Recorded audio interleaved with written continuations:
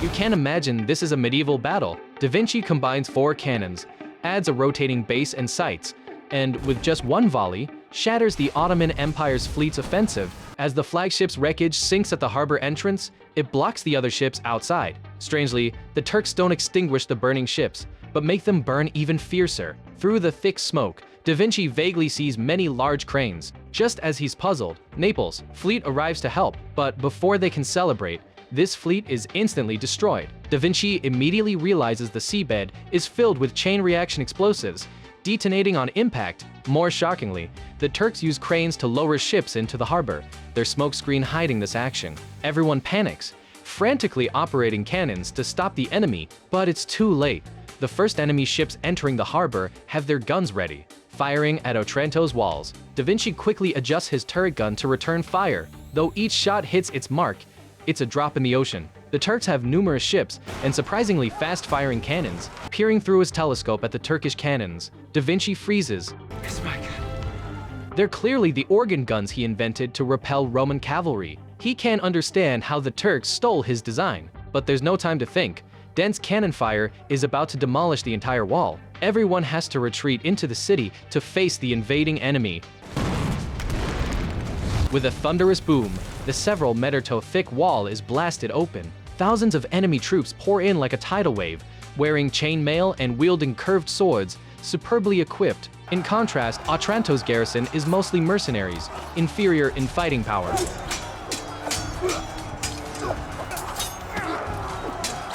In the hasty defense, the unarmored Da Vinci quickly suffers several wounds. As King Alfonso is slain by a Turkish commander, the battle's outcome is sealed. Da Vinci and Zorro have no choice but to retreat into the city while fighting. The Turks continue bombarding the city until nightfall, turning all of Otranto into a sea of flames. Da Vinci meets Lorenzo and the fleeing Neapolitan soldiers in a tavern, all at a loss on how to break out. Lorenzo hopes Da Vinci can work another miracle, like when he effortlessly defeated thousands of Roman cavalry before. But Da Vinci is uncharacteristically flustered because the Turks' cannons, explosives, and cranes all stem from his designs.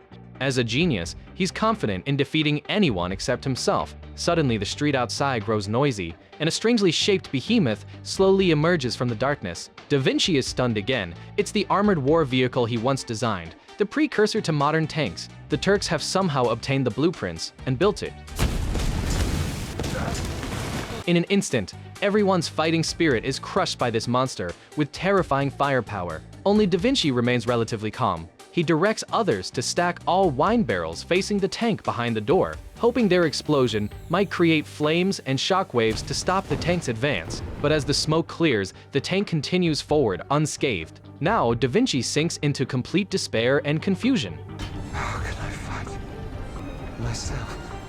By dawn, Turkish forces have penetrated the city center, employing flawless combined arms tactics. Lorenzo leads soldiers in ambush attempts at urban warfare, but to little effect. The Turkish tanks not only fire wide-area destructive shells, but also spew flames to deal with infantry. Seeing the last resistance crumble, Da Vinci can only flee the battlefield. The city is in chaos, with Turkish soldiers capturing civilians as slaves everywhere. Following the surging tide of refugees, Da Vinci, his father, and Zorro escape to a yet unconquered church. Temporarily safe, he falls into deep thought, marveling at how the Turks not only used his weapon designs but improved upon them. Da Vinci suddenly remembers the only Turk he's ever dealt with, Verrocchio, the Mithraic follower who's been guiding him to find the Book of Leaves. He's entered Da Vinci's mental world through hypnosis many times, just like his sudden appearance now. Verrocchio admits to stealing Da Vinci's designs and providing them to the Ottoman Empire. He shares the same goal as Donati's father, to cleanse Italy's corrupted faith and break the shackles on knowledge. They're willing to use the Turks to wage this war for their cause.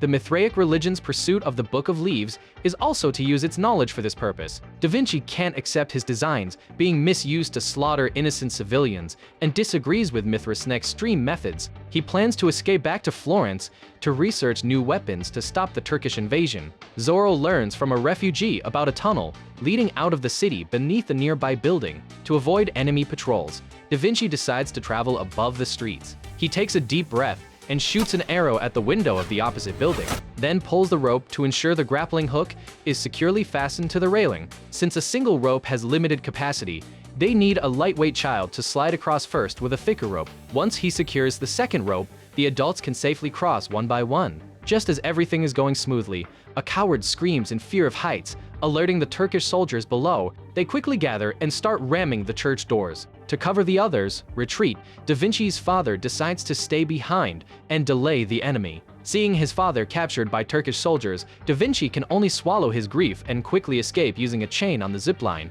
As he's about to reach the end, Turks who've reached the rooftop cut the rope.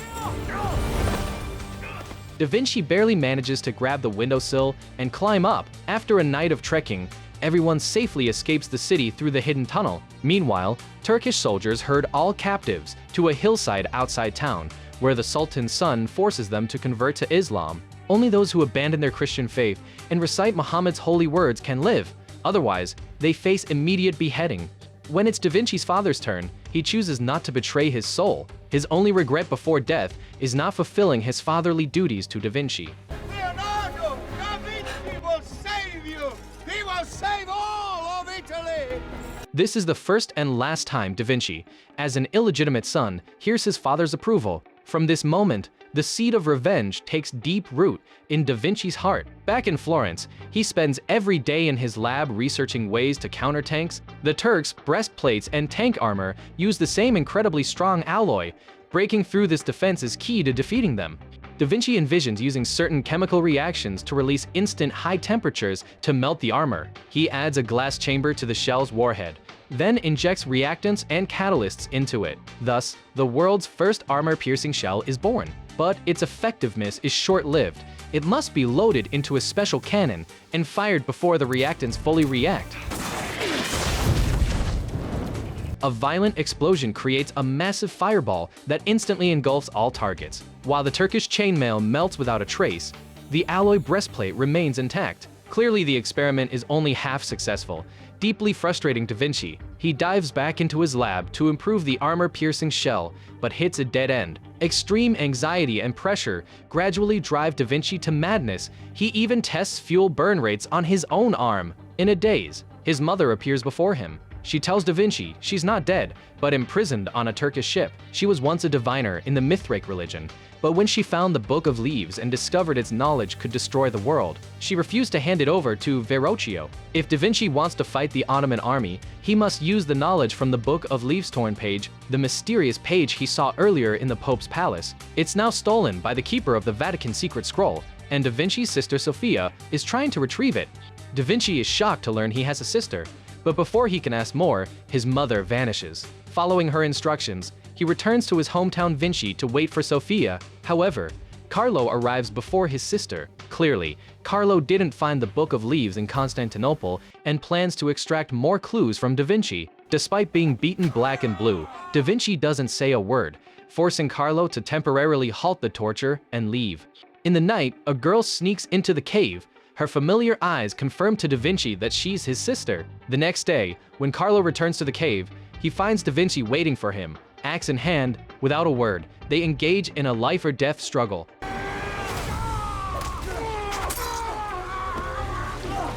In an instant, Da Vinci unleashes all his pent-up frustration and anger. He holds Carlo's head down, drowning him in the mud, avenging his brutally murdered mentor. Sophia gives Da Vinci the torn page from the Book of Leaves. Its content, as always, keeps changing and remains obscure. They try placing the page under moonlight, and something amazing happens.